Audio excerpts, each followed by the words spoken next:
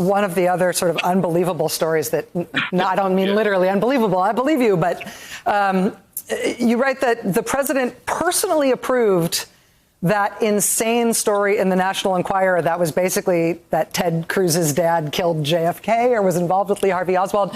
You say that he personally approved it, and in fact, President Trump personally demanded that that photo of supposedly Ted Cruz's dad, appear on the front page of the Enquirer. Do you know if Senator Cruz knows that Donald Trump approved that personally and made that happen personally?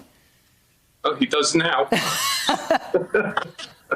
You also say that the Enquirer, one after another, did hit pieces on all of President Trump's primary rivals. Was the president involved in okaying all of those stories, too?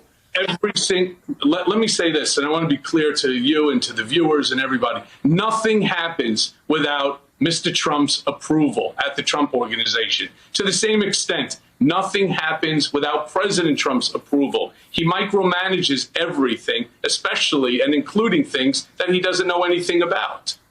But he was getting the National Enquirer to run all of those stories one after another on all the other Republican primary candidates? He was involved in all of those?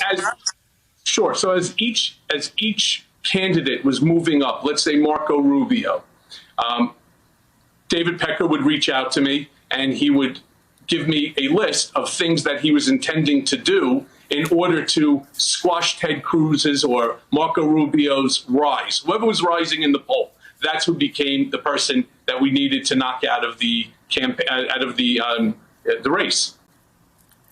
With Marco Rubio, you may remember there was photos of him in a swimming pool, that he had a drug problem, and all sorts of other, we'll call them salacious rumors.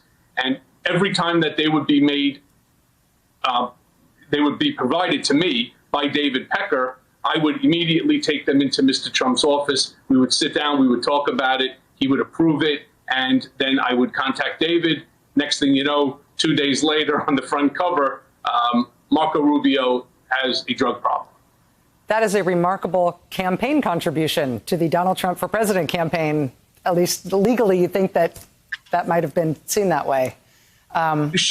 It could certainly be seen. And I hate to say that there's other stations right now that are doing the same thing. They're becoming state-run television, as well as newspapers. That, you know, if Donald Trump sneezed, it's the greatest sneeze in the history of the world. And front page news story, breaking news.